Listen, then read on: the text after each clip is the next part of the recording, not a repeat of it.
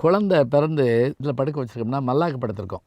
அந்த மல்லாக்கு படுத்திருக்க குழந்தை மல்லாக்குன்னா இப்படி மேல் நோக்கி பார்த்த மாதிரி படுத்திருக்கோம். கொஞ்சம் கொஞ்சமாக முயற்சி பண்ணி 3வது மாதத்துக்கு மேலே அப்படி பிறண்டு குப்புற படுக்கும்.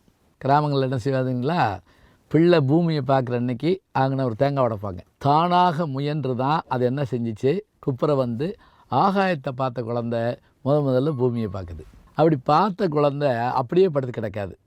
அந்த கையை வச்சு இப்படிங்க அப்படிங்க மெதுவாக அப்படி கையை ஊண்டி எந்திரிக்க பார்க்கும். அப்புறம் என்ன பண்ணுவாங்கன்னா, கொஞ்சம் எந்திரிக்கிற பிள்ளைக்கு உட்கார வச்சு பழக்குவாங்க. உட்கார போட்டு விடவும் விழுந்துக்கிட்டே இருக்கும்.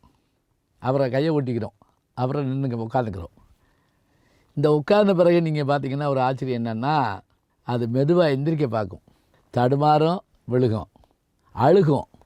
ஆனாலும் அந்த முயற்சியை கைவிடாது.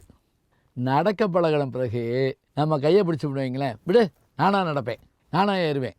ஒரு நாள் நான் பார்க்குறேன், பஸ்ஸில் ஒரு அம்மா வேகமாக ஓடி வந்து பிள்ளையை தூக்கிட்டு பஸ்ஸில் ஏறுதுங்க. அந்த பிள்ளை பேயாக கத்துது, எல்லா வண்டியும் நிப்பாட்டுறாங்க, என்னங்கிறாங்க.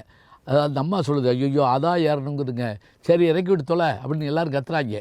அது என்ன, அப்புறம் நம்ம திரும்பி இறங்கி அந்த பிள்ளையும் சேர்ந்து என்ன பண்ணுச்சு, நீ போ அப்படின்ட்டு அந்த பிள்ளை தானாக ஏறுதுங்க.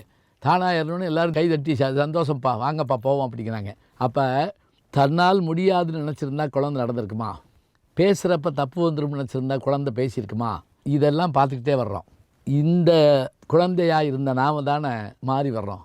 ஆனால் நம்ம ஏன் வாழ்க்கைக்கு பெரிய ஆள் ஆனோன்னே தேர்வு ரிசல்ட் வந்தால் ஒரு வேளை பாஸ் ஆகலைன்னா உடனே பயப்படுறோம், என் வாழ்க்கை போச்சுக்கிறோம், உடனே முடிவை மாற்றுறோம். சைக்கிள் ஓட்டுறப்ப தவறி விழுந்தால் முழங்காலில் அடிபட்டால் கூட ஓட்டி பழகிடுறோம். நீச்சல் அடிக்கிறப்ப தண்ணி குடிச்சிட்டா கூட திருப்பி நீச்சல் அடிச்சிடுறோம். ஆனால் வாழ்க்கைன்னு வர்றப்ப மட்டும் ஏன் தயங்கணும், ஏன் பயப்படணும்? என்ன பாதியில் நின்று வச்சுட்டு பார்க்குறீங்களா? மேலும் காண கீழே இருக்க லிங்கை ப்ரெஸ் பண்ணுங்கள்.